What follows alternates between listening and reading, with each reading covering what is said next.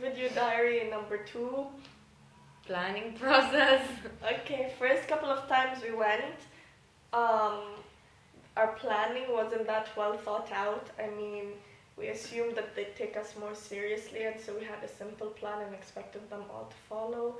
I mean, some were doing a really good job of following what we were saying. Others weren't taking us that seriously. True, like for example, we were like drawing like objects and stuff, and then we put it in the middle of the table, and then we would expect them to like draw. Some of them would, and they would draw properly and everything, but some of them didn't have that many skills neither.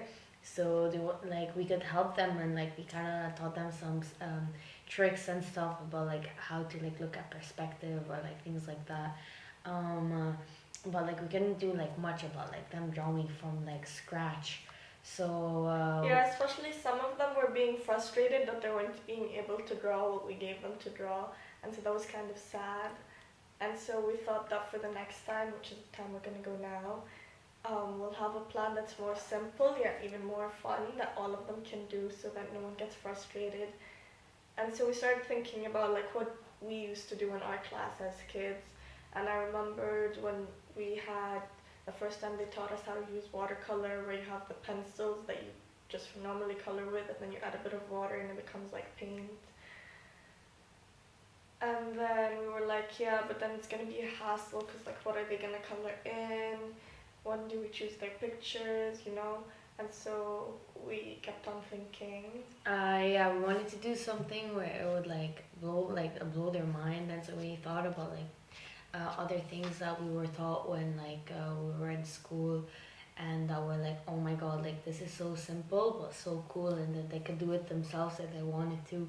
So I remember when I first moved to ACS, like about like my third class in art, we did something with ink and shaving cream, which was like marbling, and I thought it was like really cool. It was really cool, and I remember like all of us freaking out. Like it was so much fun because you just spray the shaving cream onto the paper, put some ink on it, swirl it around, and you have this beautiful pattern, and everyone was so excited and wanted to do like many. And we thought, you know, it was quite simple and that the kids would be able to enjoy it as much as we did, if not more. The only thing is also like it might be messy, but like I think like they should like be able to have like this experience. So I think we're just gonna like take some newspaper and like get plastic bags and some aprons for them not to get dirty, and like yeah.